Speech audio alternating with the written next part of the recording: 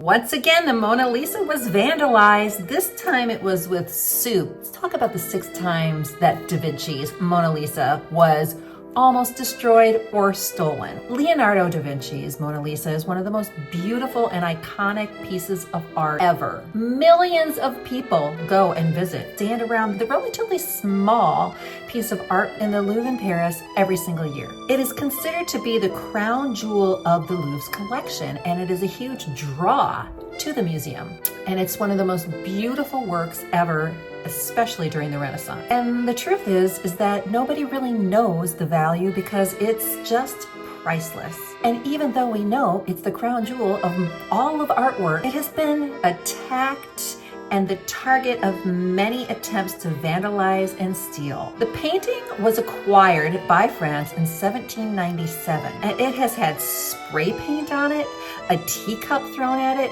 soup thrown at it. It was caked, but each time the Mona Lisa has emerged without damage. In short, it's a miracle that the Mona Lisa still survives today intact, especially when there's been so much potential damage that even Salvador Dali was once moved to speak about all of these attempts to destroy it. He attributed it to the fact that the painting is a powerful, unique work of art through all of art history, and it provokes the most violent and different kinds of aggressions, even though the Mona Lisa is sitting there smiling. Let's talk about just 6 of the times that the Mona Lisa was almost destroyed. It was 1911 and the Mona Lisa was stolen.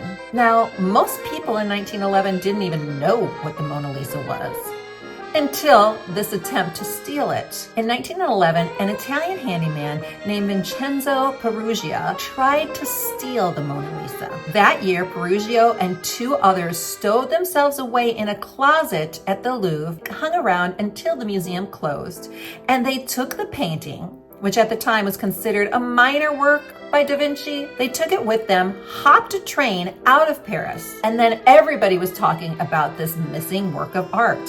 And as the theft gained more and more press, both within France and all around the world, Peruggia held on to the work. At one point, he stashed it beneath the floorboards of his Paris apartment. And then a little over 2 years later, Peruggia made an attempt to sell the work to a dealer in Florence, Italy. The reason, he said, was to bring it back to Italy as a treasure that Italy had almost lost. The attempt at the sale backfired when the dealer called the director of the Uffizi Galleries, and they obtained the work, and then they called the police. Peruggia went on to spend 6 months in prison, and the painting was then returned to the Louvre. Fast forward to 1956, and a rock is thrown at Leonardo's masterpiece. In 1956, the Mona Lisa was vandalized not once, but twice. The first attempt was a vandal who wanted to take a razor blade to the painting. He went at it, but there was no damage to the painting.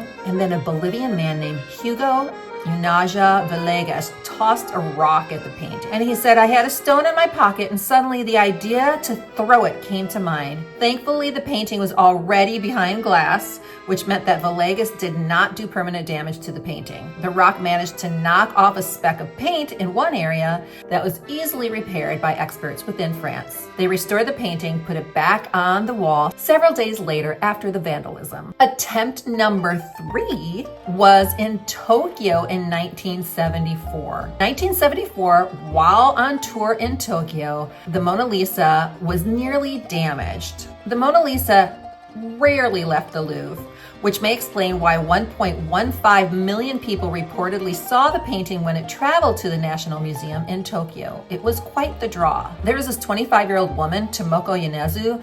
She took spray paint and tried to paint it on the Mona Lisa in red. In the days before the opening, the presentation had been subject of a discussion among disability activists who claimed that in refusing access to those who needed assistance in the name of crowd control, the National Museum was discriminating against the disabled. So Yonezu then decided to protest and take matters into her own hands, and she was slightly successful because between 20 and 30 droplets of spray paint actually made it into Leonardo's painting. But in the end, the work survived again. Yonezu faced her consequences, and she was later brought to court after being detained. Ultimately, in 1975, Yonezu was convicted of a misdemeanor and made to pay a fine of 3,000 yen. So in 2009, it was an ordinary day at the Louvre, and a Russian woman came to the gallery that held the Mona Lisa at the time and smashed a teacup against the painting. She had come to the museum with the cup concealed in her bag, and Louvre representatives said she had let loose because she had been denied French citizenship. This is why she attacked the Mona Lisa. They called the woman totally deranged, and a Louvre spokesperson told the New York Times that viewing was only disturbed by the time it took to pick up the pieces. Thanks once again to the glass case, the Mona Lisa was not damaged. Still, some took the attempted vandalism as proof that greater security was needed. The truth is that the Louvre needs to consider moving the Mona Lisa to its own gallery at a safe distance from other works, Jonathan Jones wrote in The Guardian. Ultimately, the Louvre did just that, partially in an effort to stem lines of people that had been spilling over. And then in 2019, the glass of the Mona Lisa was upgraded just in time for 2022, when the Mona Lisa was caked. So more than 100 years after the Mona Lisa was stolen in 2022, she was smeared with cake, what appeared to be a protest against climate change. So they thought that if they threw cake at the Mona Lisa, it would draw attention to the climate change issue. The 36-year-old man who staged the intervention had come to the museum in a wheelchair and dressed himself as a woman, saying, "These are people who are destroying the earth." The man was immediately detained, and the Louvre had filed a criminal complaint.